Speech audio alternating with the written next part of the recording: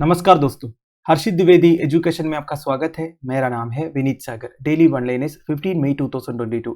आज के important one liners कौन कौन सा है चेक करते हैं। सबसे पहला news, Indian army will open a coaching centre in Manipur. Indian army का red shield division Manipur state का बिष्णुपुर डिस्ट्रिक्ट में एक रेसिडेंशियल ट्यूटरिंग सेंटर सेटअप किया है। बेसिकली नॉर्थ ईस्टर्न एरियाज में जितने economically disadvantaged and deprived students हैं उनको all India level competitive test such as engineering, medical admission वगैरह में हेल्प करने के लिए इंडियन आर्मी ये इनिशिएटिव ले रहा है। इसके लिए इंडियन आर्मी का रेड शील्ड डिवीजन एक tripartite memorandum of understanding sign किया है state bank of India foundation के साथ और national integrity and educational development organisation के साथ।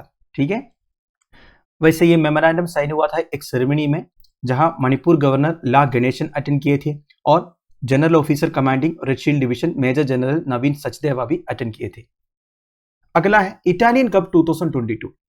इटालियन कप या फिर कोपा इटालिया एक एनुअल नॉकआउट कप कंपटीशन है इटालियन फुटबॉल में जिसे FAGC ऑर्गेनाइज करता है। FAGC का फुल फॉर्म इधर लिखा हुआ है इटालियन लैंग्वेज में, फेडरेजियोने इटालियाना गियोशो काल्सियो। ठीक है, तो इटालियन कप जीता है Inter Milan football club. Final में इन्होंने जुवेंटस को हराया है, 4-2 फाइनल स्कोर है। तो ध्यान दीजिएगा, इटालियन कप विनर कौन है? Inter Milan.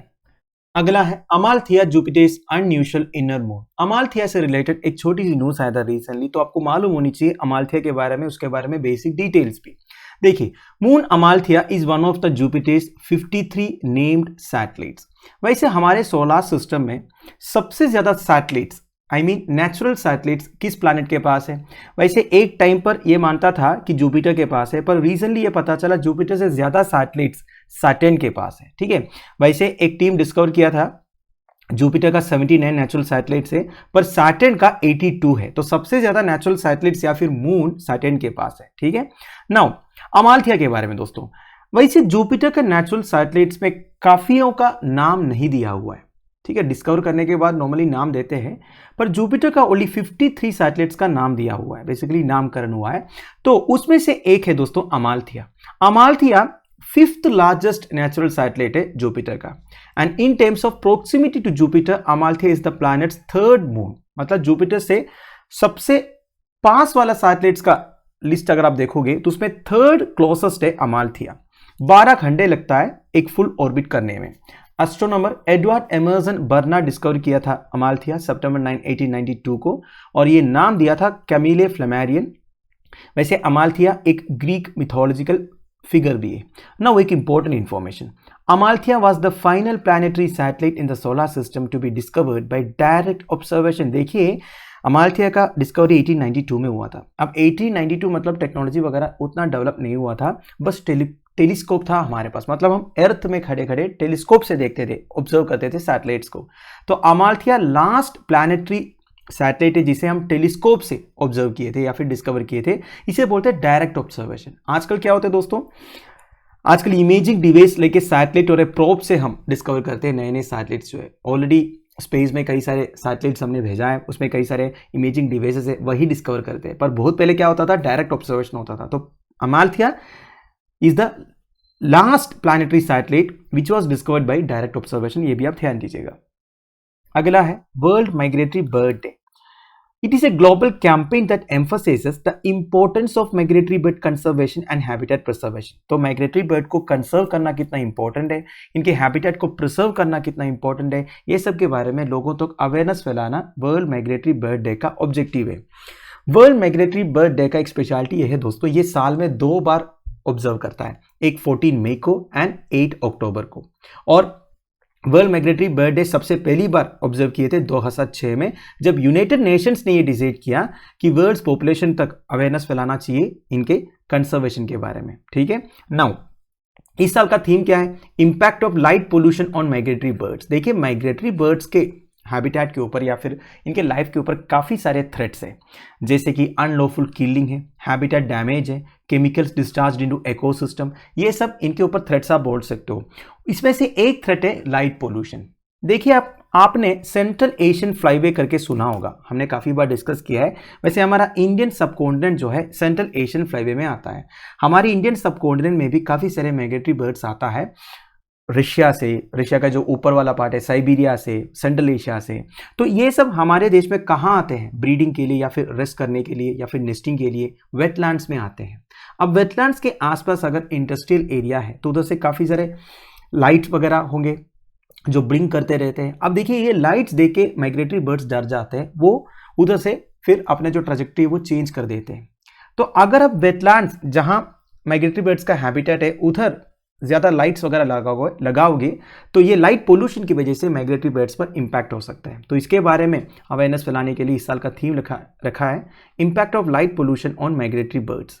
ठीक है, वैसे migratory birds are essential for maintaining ecological balance, biodiversity, because they connect nations, people and ecosystems. देखिए ये जो माइग्रेटरी बर्ड्स है ना, काफी डिस्टेंस ट्रैवल करते हैं, थाउजेंड्स ऑफ किलोमीटर्स ट्रैवल करते हैं। मैंने बोला ना आपको, साइबेरिया से भी, मतलब रशिया के ऊपर वाला एरिया है साइबेरिया, उधर से इंडिया तक आ रहे हैं, इंडिया के बाद और साउथ ट्रैवल करते हैं और इधर से अफ्रीकन कॉन्टिनेंट तक ट्रैवल करते हैं।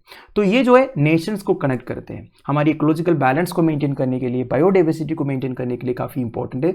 तो इसे कंजर्व करना बहुत जरूरी है। तो ध्यान दीजिएगा, इंटरनेशनल माइग्रेटरी बर्ड डे है 14 मई एंड 8 अक्टूबर।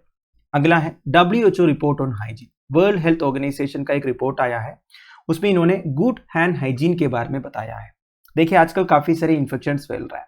WHO का रिपोर्ट ये बोल रहा है दोस्तों, अगर आप अपने हाथ को साफ सुथरा रखोगे 70% ऑफ इन्फेक्शंस को आप प्रिवेंट कर सकते हो।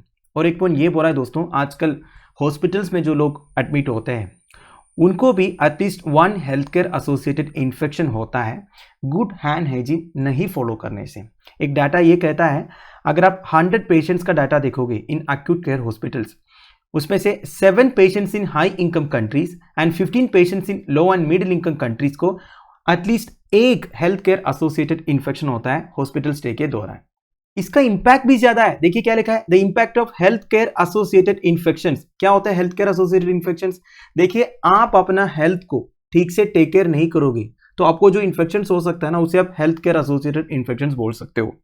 और एक डाटा ये कहता है, over 24% of patients affected by health care associated sepsis and 52.3% of those patients treated in an intensive care unit die each year। ठीक है, तो हेल्थ केयर एसोसिएटेड इन्फेक्शंस को आपको सीरियसली लेना चाहिए। वैसे world hand hygiene day annually observe करता है 5 मई को to maintain global promotion, visibility, sustainability of hand hygiene in health care. तो हैंड हाइजीन हेल्थ केयर में कितना इंपॉर्टेंट है, यह अवेयरनेस फैलाने के लिए हर साल 5 मई को world hand hygiene day observe करता है। इस साल का थीम था unite for safety, clean your hands. अगला है Chhattisgarh to reinstate an old pension scheme. सबसे पहले आपको यह समझना होगा ओल्ड पेंशन स्कीम क्या है। देखिए पहले क्या होता था, गवर्नमेंट एम्प्लॉयज जब रिटायर होते हैं ना, रिटायर होने के टाइम पर उनका जो बेसिक पे है उसका 50% एज पेंशन उन्हें मिलता था प्लस डियरनेस अलाउंस। पर आजकल ऐसा नहीं है, आजकल कॉन्ट्रीब्यूटरी पेंशन है। मतलब आपके सैलरी से हर महीने आपको कुछ परसेंटेज कंट्रीब्यूट करना पड़ेगा और कुछ परसेंटेज गवर्नमेंट भी कंट्रीब्यूट करेंगे, तो वो आपको आज से पेंशन रिटायरमेंट के बाद मिलेगा। यह है न्यू पेंशन स्कीम। पर छत्तीसगढ़ गवर्नमेंट ने क्या किया, इन्होंने वो ओल्ड पेंशन स्कीम को फिर से रीइंस्टेट किया स्टेट के अंदर। तो ये देश का पहला स्टेट बना है जो ओल्ड पेंशन स्कीम को रीइंस्टेट किया है। तो स्टेट गवर्नमेंट इसके लिए एक प्रपोजल भेजा था pension fund regulatory and development authority को, जो पेंशन का एक अपेक्स अथॉरिटी बोल सकते हो आप। एंड इसके लिए उन्होंने 17,000 crore rupees under the national pension scheme को विड्रॉ भी किया। ठीक है, नवंबर 2004 से वैसे नेशनल पेंशन स्कीम के अंडर इनका 70,000 करोड़ पड़ा हुआ था, उन्होंने ये विड्रॉ भी किया। नाउ ये अप्रैल 1, 2022 से इफेक्टिव होगा, मतलब अप्रैल 1, 2022 से लोगों को पेंशन मिलेगा, जितना भी अरियर्स है वो मिल जाएगा। Also 10% deduction for monthly contribution from the salary of government employees as a contribution to the new pension scheme will be abolished. मैंने आपको क्या बोला था, न्यू पेंशन स्कीम में हर महीने आपको कॉन्ट्रीब्यूट करना पड़ेगा 10% ऑफ योर बेसिक पे, तो वो अबोलिश हो जाएगा ऑब्वियसली। अगर आपको ओल्ड पेंशन स्कीम में पेंशन मिलेगा तो आपको कोई कॉन्ट्रीब्यूशन करने की जरूरत नहीं है। ठीक है, now However, a minimum of 12% of basic salary will be deducted as per the General Provident Fund rule। ये क्या होता है दोस्तों, जनरल प्रोविडेंट फंड रूल।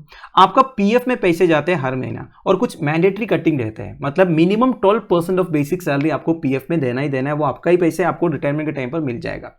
ठीक है, now old pension scheme gives 50% of employee salary as pension, ये मैंने आपको पहले ही बता दिया। तो आई होप आपको समझ में आया होगा ओल्ड पेंशन स्कीम क्या है, न्यू पेंशन स्कीम क्या है। Final news, Bharat tap initiative. देखिए recently minister for housing and urban affairs and petroleum and natural gas Hardeep Singh Puri साहब भारत टॉप इनिशिएटिव लॉन्च किया है at the Plumbex India exhibition. तो प्लम्बक्स इंडिया एग्जीबिशन क्या है? It is aimed for products and services related to plumbing, water, sanitation etcetera etcetera. तो plumbing, water, sanitation industry से related जितने products and services वगैरह है उसका एक एग्जीबिशन है प्लम्बक्स इंडिया, ठीक है।